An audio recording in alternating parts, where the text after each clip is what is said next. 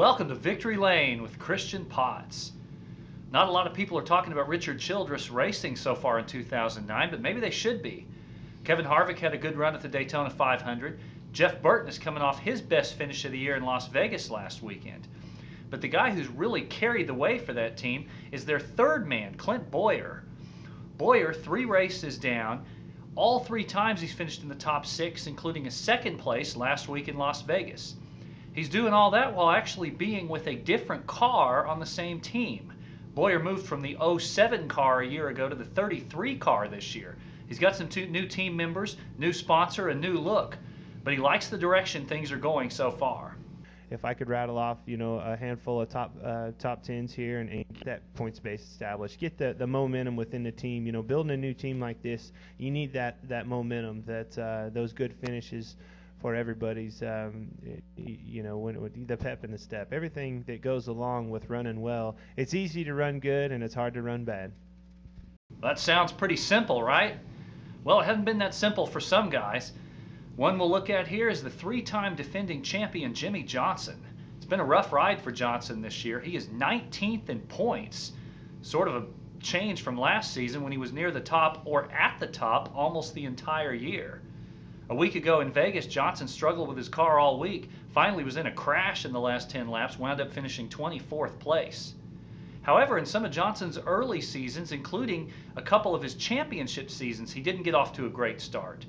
He and his team are a veteran crew now. They're drawing on that experience as they try to bounce back here in 09. The 2 previous years and really the 5 or 6 previous seasons, that we've been out to lunch at times, but eventually we'll find our way back and we'll be competitive again. And it wasn't fun last year.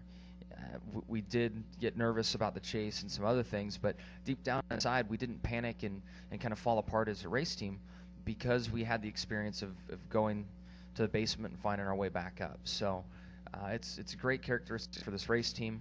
I think we've been tested time and time again, and we've continued to work hard and come back and be competitive after a period of time. Well, one of the good stories out of Las Vegas this weekend was that of David Rudiman. Rudiman finishing 4th in the race. It's his 3rd straight top 15 finish on the year. That's key for a guy like this, considering there are sponsorship questions as to how many more races he'll get to run this year. For guys like Rudiman or A.J. Allmendinger, who we talked about a couple of weeks ago after Daytona, these opening races are critical. Possible sponsors out there in a tough economic time, they want to get behind a winner, a guy who's running up near the front. For these guys, how they're doing now not only determines how they'll do in a point race, but whether they'll even be racing in future races. Some other good stories from the weekend.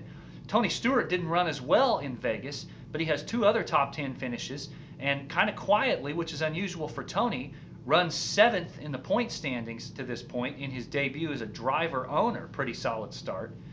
His new teammate Ryan Newman has not done as well, though. He is 33rd in the points and kind of struggling so far. But maybe the best story of the weekend was turned in by Kyle Busch. He got the win in his hometown of Vegas, but more importantly, he snapped the old Victory Lane with Christian Potts jinx a week after I predicted he'd win the series title and came back and looked great in the race. There's still plenty of time for him to blow it for me, but so far so good. He's definitely looking like he's coming on that road to make me look smart. 41st place at Daytona.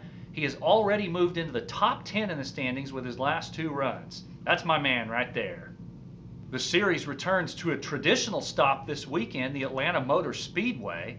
It's a good thing that race is this weekend and not last. A freak snowstorm hit Atlanta on the day of the Vegas race, 3 or 4 inches falling. I can't remember ever seeing a race postponed or anything else because of snow. Probably won't happen this week either, as the weather's supposed to improve a lot in the south.